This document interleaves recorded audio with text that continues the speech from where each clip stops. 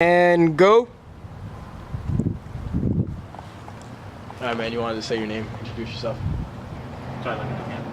Nah, you can just look at me. Shit. I wasn't prepared. Don't worry, we're gonna edit everything. So like right now I'm talking, I'm gonna have that out. Alright, what's up? My name's JVille, JVille. I'm a local rapper from Corchester. Alright, man, so who are you as an artist? Like, who do you look up to as an artist? Who do I look up to, or who am I as an artist? Who do you look up to as an artist? As an artist, I got a lot of people I look up to. I would have to say...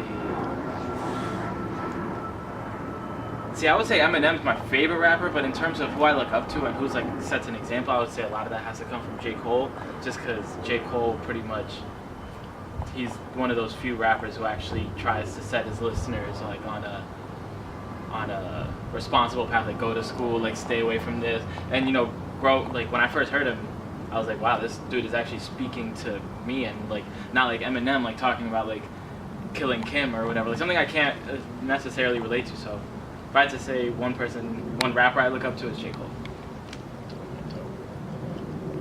So if you had to say like what would you say J. Cole sound, and how would you classify Eminem sound? Like if you had to give like a couple choice words or like one word to the Well, I feel like they're essentially very similar in sound, just because they're both really lyrical and they're both very melodic with their music. But Eminem just is rapping on more boom bap sounding stuff, like not old school, but early 2000, you know.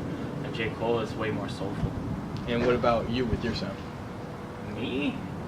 I guess I fall somewhere in between that, I think. Eminem definitely, because he definitely writes from a place of anger, a place from, you know, he's deriving from his pain. So I could say I got that anger flow from him, but at the same time, I'm not necessarily as angry as him, or do I make music as angry as him? So then a lot of my singing and a lot of my like melodies come from like J. Cole, if that answers the question. So, I heard you produce as well. So, I dabble. So which one's harder, you know, rapping or producing? I would say they're both extremely hard in their own respects. I'm sure you can't really measure which one's harder. I would say for me, rapping has always just come somewhat naturally. Producing, to an extent, a lot of it is natural because, you know, rapping and producing are similar in the sense that I think these melodies and I want to either play them or sing them. But when it comes to making beats, you have to learn all these technical things that, like, you pretty much become an engineer essentially, and you don't even realize that like when you first get into music. So I guess rapping for me, because it's just straight about writing lyrics and focusing on the musicality of it, it's easier, and because I'm not that good at you know, an engineer or whatever, I'm more an artist. So I guess rapping would be easier. But they're both like really hard in their own respects, of course. So what would you say is like your alternative plan to, you know, to doing music? What would you do like on the side? What if I don't do music? Or it's like a well, I mean, I go to school. I'm a sociology major, and I guess social work, you know, family work, working within communities has always been something I wanted to do, which is essentially why I do rapping, because I've always wanted to speak to. I always wanted to help the community, and either it's through music, which of course you know how that can help kids like who grew up in certain situations, or if I'm a social worker and I'm like social working. Alright, so the beat or the lyrics comes first, and it doesn't really matter which one. If I am making the beat, then the beat will come first, definitely. Just because with me, a lot of people write raps without actually hearing a beat, like they're just writing poetry like with nothing. Me, I rap. I have to hear the beat because that's how I know I'm going to approach the beat. Especially if I'm doing like melodies, I have to do melodies that like go with that beat. So definitely the beat comes first, just because that is the blueprint for the rhymes. Alright, last one is just exception of concerts. How do you like promote everything? How do I promote everything? Well, it's actually pretty interesting. I have a few different ways. Of course, I like go to open mics when I can, like in Manhattan, just because there's so much like local stuff going on in Manhattan where it's like a community of rappers. So that's one way. And then of course through social media. Social media is just the best way. For a long time, I was only promoting on like SoundCloud, like, you know, tweeting links. But then I realized, I'm like, okay, I'm a local artist. I need to think that not everybody wants to like take the time to listen to a 3-minute song, go onto another app, leave Instagram for someone they don't even necessarily know, and they probably think is whack. Most local rappers never suck.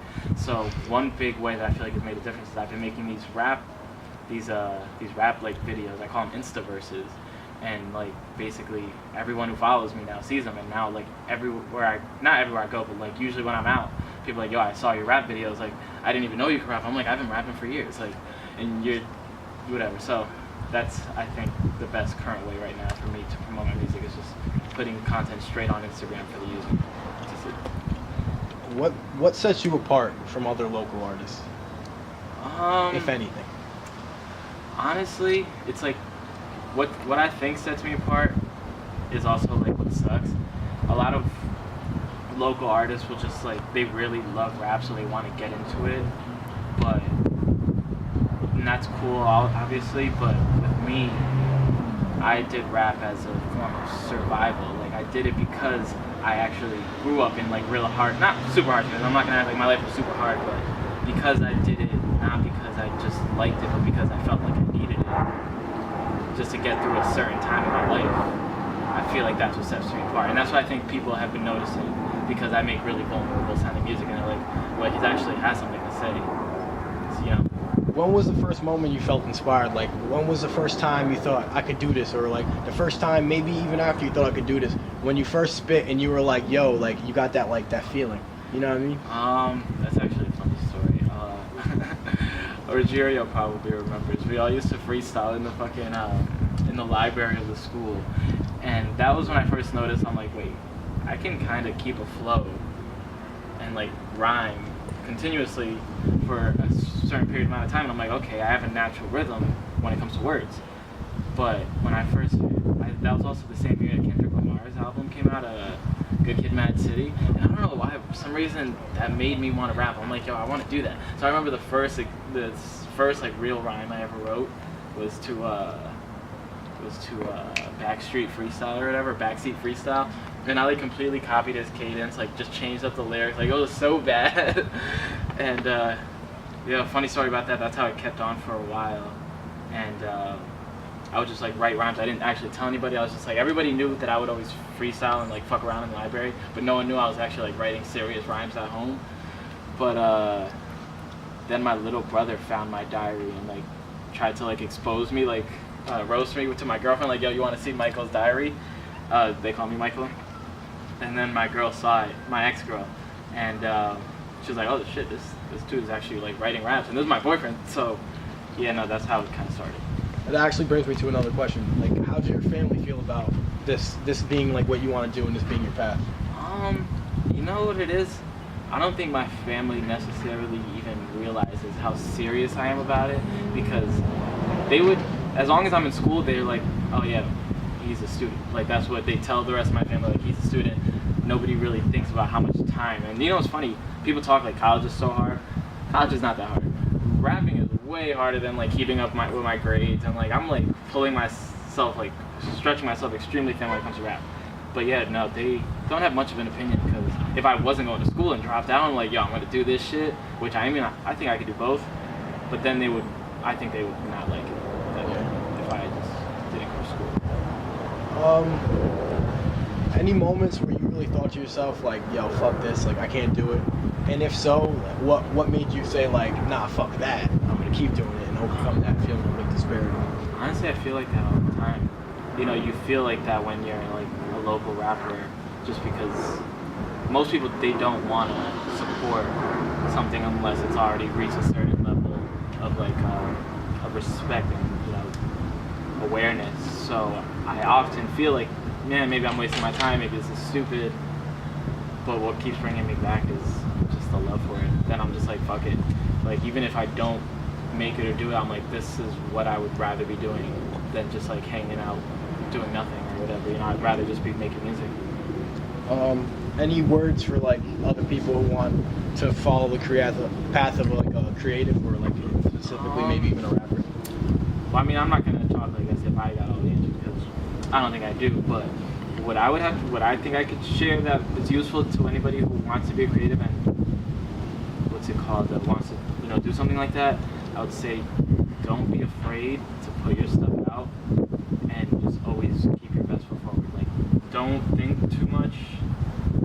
Keep making content, whatever it is, if it's videos, if it's music, just make as much of it, put out as much of it as you can, and get better. And you'll realize it gets better if you stay with the consistency and if you're comfortable putting yourself in the public eye. Dope, Then man. it's just, yeah. That's pretty much it. One last thing, if you want to shout anyone out in case we have time in the video. Do I want to shout anybody out? I want to shout out my boy Sketch Dog from Sawpit. He just dropped a mixtape yesterday. It's called Immortal. You can find that on SoundCloud. Just put Sketch Dog, like, you know how to spell Sketch Dog. Sketch Dog, Immortal, just came out yesterday. Dope ass mixtape. Some close friend of mine. And yeah, shout out to Sketch. Dope, man. That's pretty much it. You got anything you want to add? We're good. I was gonna ask about New York Kid. That's all started. You want to ask about it? Yeah. New York Kid. There's a funny story behind that song. So I made that beat. That was when I first realized how I'm like, oh shit, I can kind of make this beat, because it had like this bass line with it, and I was just like, oh my god, this shit sounds like dope as fuck. I was like surprised at myself for like making that beat, and I knew I wanted to make it about New York, so I'm like sitting with my friend Mauricio, and I'm like trying to think of a chorus, and then he just starts like fucking around like, yo, I'm trying to make it work. A kid, I'm from New York, and I'm like, yo, that shit sounds dope. So I basically expounded on that single idea and made a 3-minute song on it. And yeah, that's pretty much the story behind that song. Oh, man. We're good. You have any questions you think we should ask? No, I think you guys are good. I think that's good, man. Good shit. Dope. Got a lot of good shit that we can work with.